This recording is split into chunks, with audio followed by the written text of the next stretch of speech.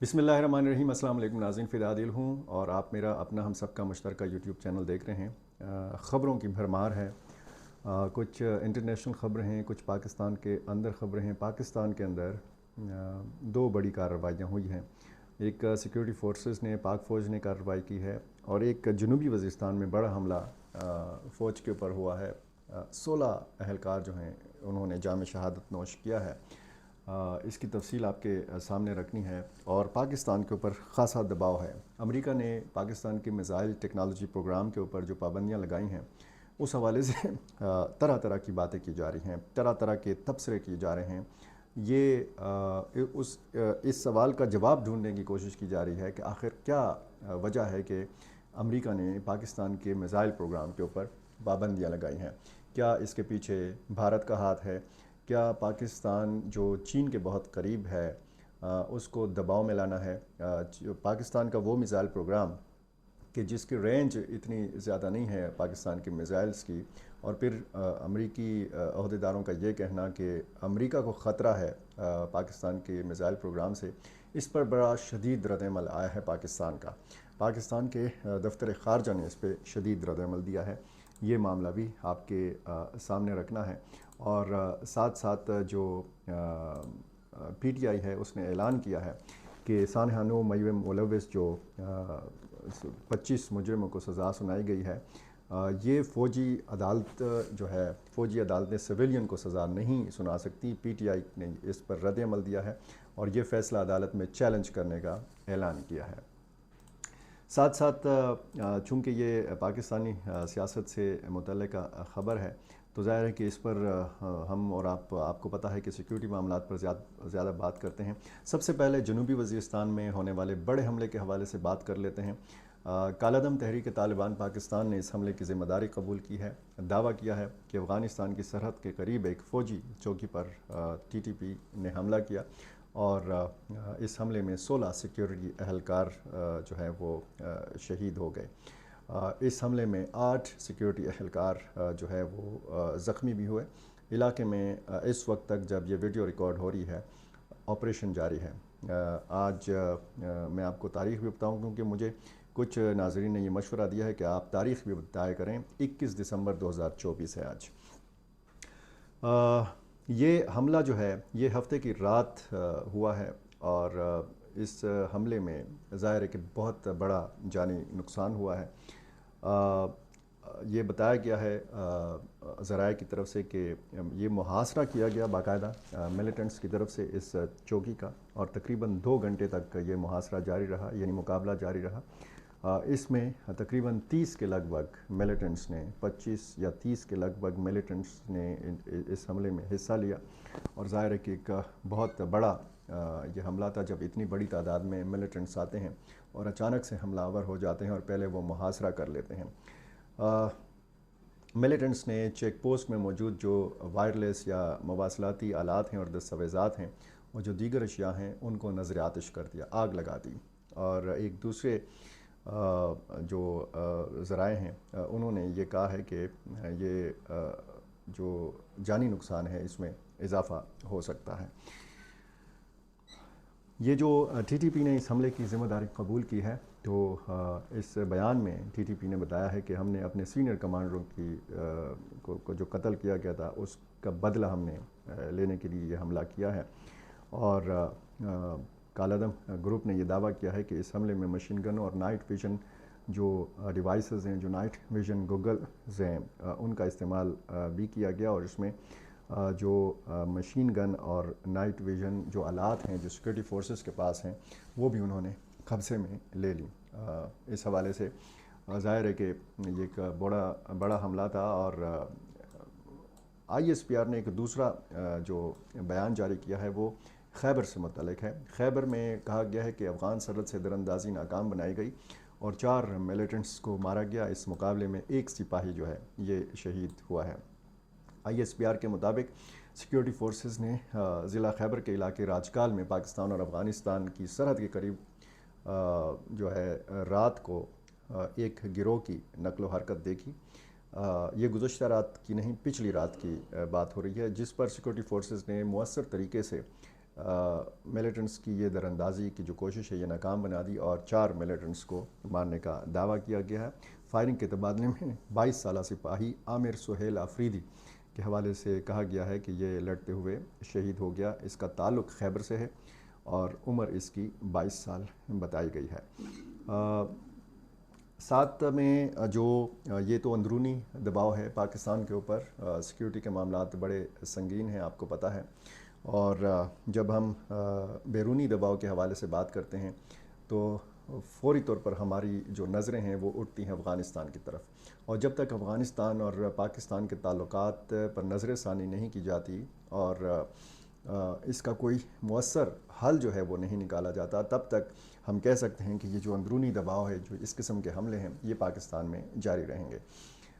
Missile programme پر امریکہ نے پابندیاں عائد کی ہیں۔ پچھلی ویڈیو میں اس کی تفصیل میں نے آپ کے سامنے رکھی تھی کہ یہ کس قسم کی پابندیاں ہیں، کون کون سی کمپنیاں ہیں جو ان پابندیوں کی زد میں آئی ہیں، لیکن پاکستان کے دفاعی ذرائع یہ کہتے ہیں کہ پاکستان کے میزائل پروگرام میں کوئی خاص اس پابندی کا اثر نہیں پڑے گا، لیکن ظاہر ہے کہ بھارت اس پابندی سے بڑا خوش ہے، اور کچھ مبصرین کا کہنا ہے کہ بھارت کو خوش کرنے کے لیے یہ پابندی عائد کی گئی ہے، کیونکہ بھارت کے اوپر ایسی کوئی پابندی نہیں ہے۔ بھارت کو جدید ٹیکنالوجی کے حصول کی باقاعدہ اجازت ہے۔ پاکستان نے ایک عرصہ سے جدید ٹیکنالوجی کے حصول کی کوشش نہیں کی، کیونکہ پاکستان کے جو اپنے مالی معاملات ہیں، جو معاشی صورتحال ہیں، وہ اس بات کی اجازت نہیں دیتے کہ پاکستان مزید ٹیکنالوجی کا حصول جو ہے وہ ممکن بنائے۔ اب یہ سوال جو ہے یہ اس کا جواب ڈھونڈا جا رہا ہے کہ آخر کیا وجہ تھی کہ اتنا بڑا اقدام اٹھایا امریکہ نے اور یہاں پہ پابندی لگائی میزائل پروگرام کے اوپر۔ کچھ مبصرین کہتے ہیں کہ جب سے امریکی انخلا ہوا ہے افغانستان سے، تو یہاں پر پاکستان کی ضرورت نہیں رہی امریکہ کو، امریکہ کی پاکستان میں کوئی دلچسپی نہیں رہی۔ یہ جب پابندی عائد کی گئی تو انہی خبروں میں جب ان خبروں پہ تبصرے جاری تھے تو امریکہ نے اس وائٹ ہاؤس کے ایک اعلیٰ عہدیدار کے اس دعوے کے بعد کہ ملک جو ہے وہ امریکہ میں اہداف کو نشانہ بنانے کی صلاحیت حاصل کر سکتا ہے، یعنی پاکستان، اور پاکستان کے بیلسٹک میزائل پروگرام کے حوالے سے ایک تو پینٹاگان کا جو رویہ ہے وہ انتہائی بتایا گیا ہے کہ جی محتاط ہے، اور دوسرا یہ کہ یہ جو عہدیدار نے امریکی ایک نائب مشیر ہیں برائے قومی سلامتی جان فائنر، انہوں نے یہ کہا تھا کہ پاکستان جوہری ہتھیاروں سے لیس اپنے میزائل بنا رہا ہے جو جنوبی ایشیا سے باہر اور امریکہ میں بھی اہداف کو نشانہ بنا سکتے ہیں۔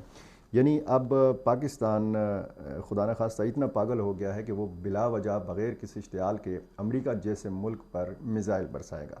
یہ انتہائی مزاح کا خیز ایک تو دعویٰ ہے پاکستان کے میزائل پروگرام کے حوالے سے، کیونکہ پاکستان کا کوئی بھی میزائل اتنی رینج نہیں رکھتا کہ وہ جو ہے امریکہ تک مار کر سکے۔ ہاں، بھارت کے جو دور دراز جو اس کے مشرقی سرحد کے علاقے ہیں، یہ بھی پاکستان کے میزائل کی رینج میں ہیں، اور یہاں پہ پاکستان جو ہے یہ صلاحیت رکھتا ہے کہ بھارت کے کسی بھی شہر کو نشانہ بنا سکتا ہے۔ اب ظاہر ہے کہ اس فیصلے پر بھارت میں تو بنگڑے ڈالے جا رہے ہیں، اور ہر ملک کا ایک دفاعی نظام ہوتا ہے، اور وہ دفاعی نظام اس لیے نہیں ہوتا، اس کے جنگی جہاز، اس کے ٹینک جو ہیں اور اس کے میزائل، اس کا ایٹم بم اس لیے نہیں ہوتا کہ وہ کسی دوسرے ملک پر بلا وجہ چڑھ دوڑے۔ اپنے دفاع کے لیے بھی اس طرح کے کا جو ہتھیار ہے، جو ساز و سامان ہے، جو ٹیکنالوجی ہے، وہ ہر ملک جو ہے وہ رکھتا ہے۔ لیکن پاکستان پر اس وقت امریکہ کی طرف سے خاصا دباؤ ہے۔ اب مبصرین کہتے ہیں کہ اگر نئی انتظامیہ ڈونلڈ ٹرمپ کی سربراہی میں سامنے آئے گی تو ہو سکتا ہے یہ پابندیاں جو ہیں یہ ہٹا لی جائیں۔ صورتحال جو ہے خاصا اس حوالے سے جب آپ سفارتی حلقوں میں بات کرتے ہیں تو خاصا دباؤ ہے پاکستان کے اوپر، اور وزارت خارجہ کی ترجمان ممتاز زہرا بلوچ نے پاکستان کے میزائل پروگرام سے متعلق سینئر امریکی عہدیدار کے تھنک ٹینک میں دیے گئے بیان کو افسوسناک قرار دیا ہے، اور کہا کہ یہ الزامات بے بنیاد ہیں، غیر منطقی ہیں، اور تاریخ کے حقائق سے یہ عاری ہیں۔ انہوں نے کہا کہ یہ خدشات امریکی عہدیدار کی طرف سے جو ظاہر کیے گئے ہیں یہ انتہائی افسوسناک ہیں۔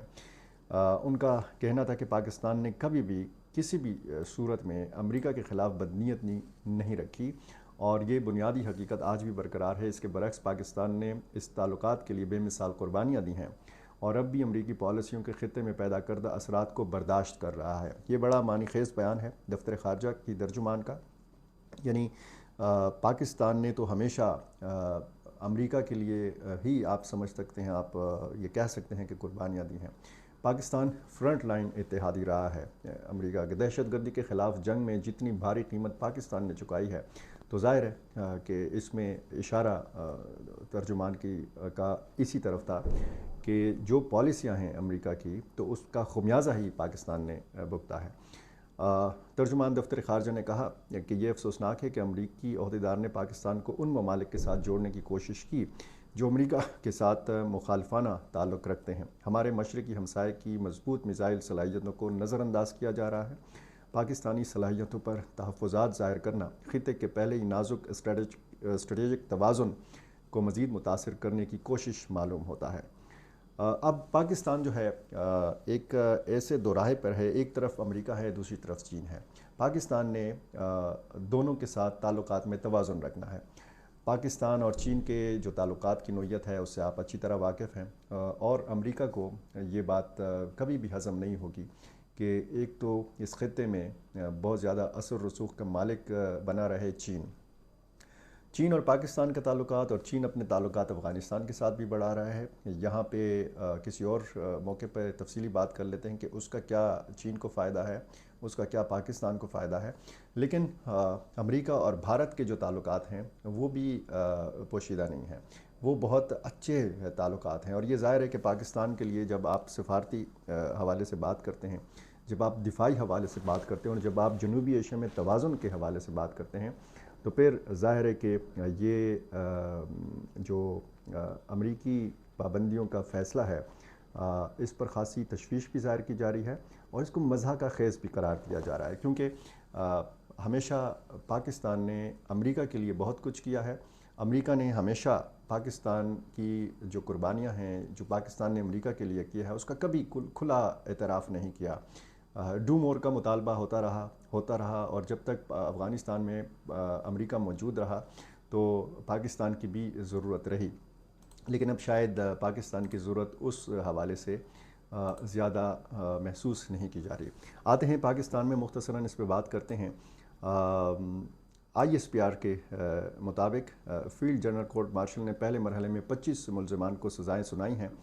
سانحہ 9 مئی میں جو ملوث ملزمان ہیں، یہ سزائیں تمام شواہد کی جانچ پڑتال اور مناسب قانونی کارروائی کی تکمیل کے بعد سنائی گئی ہیں۔ اس بیان کے مطابق سزا پانے والے ملزمان کو قانونی تقاضے پورے کرنے کے لیے تمام قانونی حقوق فراہم کیے گئے۔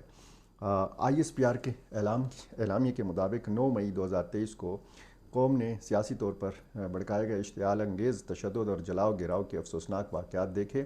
9 مئی کے پرتشدد واقعات پاکستان کی تاریخ میں سیاہ باب کی حیثیت رکھتے ہیں۔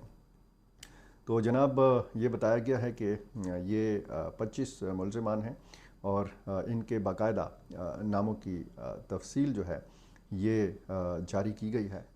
یہ جو تفصیل ناموں کی جاری کی گئی ہے، ان میں باقاعدہ نام، ولدیت بتائی گئی ہے، اور 10 سال سے لے کر 9 سال، 7 سال قید، 6 سال قید، 4 سال قید، اسی طرح یہ سزائیں جو ہیں ان کو 25 ملزمان کو سنائی گئی ہیں۔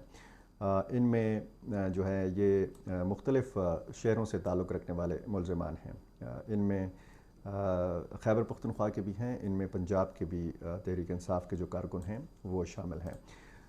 تحریک انصاف نے رد عمل دیا ہے اور کہا ہے کہ فوجی عدالتیں سویلین کو سزا نہیں دے سکتی۔ عمر ایوب نے یہ کہا ہے، اور پھر اسد کیسر نے بھی کہا ہے کہ ہم اس فیصلے کو ہر فورم پر چیلنج کریں گے۔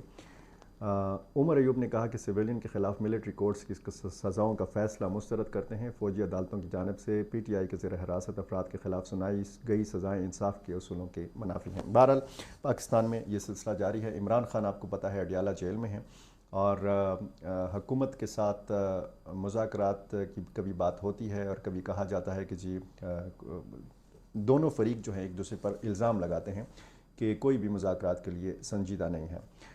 بہرحال ڈی چوک میں جو ہوا، اس سے پہلے 9 مئی جو ہوا، سابق وزیر اعظم پی ٹی آئی کے چیئرمین عمران خان کی رہائی کے حوالے سے پی ٹی آئی کی کوشش ہے کہ یہ سلسلہ ہو، لیکن ساتھ ساتھ جب یہ اس قسم کے فیصلے سامنے آتے ہیں تو وہ جو مذاکرات کا ایک عمل ہے یا جو ایک کوشش ہے وہ بھی بہت پیچھے پس منظر میں جاتی ہوئی نظر آتی ہے۔